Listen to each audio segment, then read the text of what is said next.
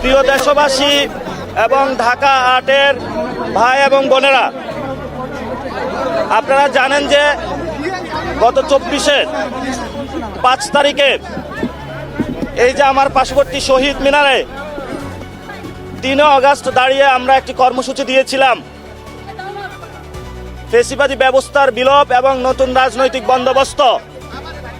এবং সেই ঘোষণাটি যিনি দিয়েছিলেন জনাব নাহিদ ইসলাম, এনসিপির আহ্বায়ক, উনি আপনাদের সামনে উপস্থিত আছেন।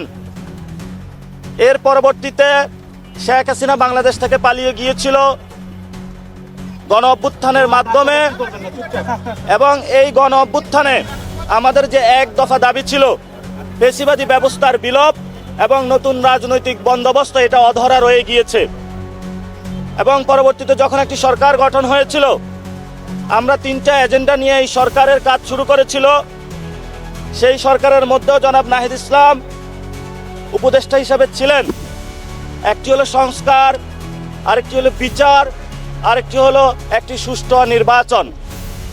তখন অনেকে বলাবলি করেছিল যে এই সরকারের নির্বাচনের কোনো মন মানসিকতা নেই, কিন্তু সব জল্পনার রহস্যকে আমরা এক পাশ কাটিয়ে আমরা বলেছিলাম যে সংস্কার এবং বিচার, এরপরে আমরা ইলেকশনে ফোকাস করব।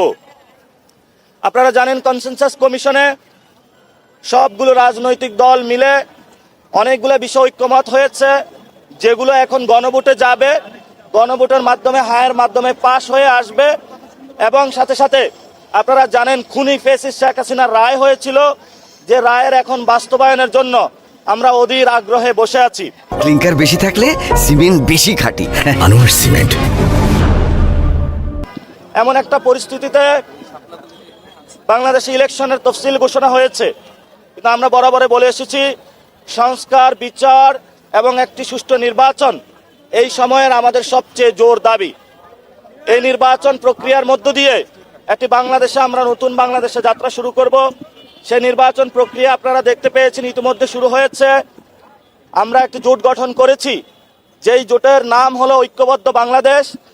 এই জোটের মধ্যে জামায়াত ইসলামী, এনসিপি, খেলাফত মজলিস থেকে আরো অন্যান্য দলগুলো রয়েছে, 10টি দল রয়েছে।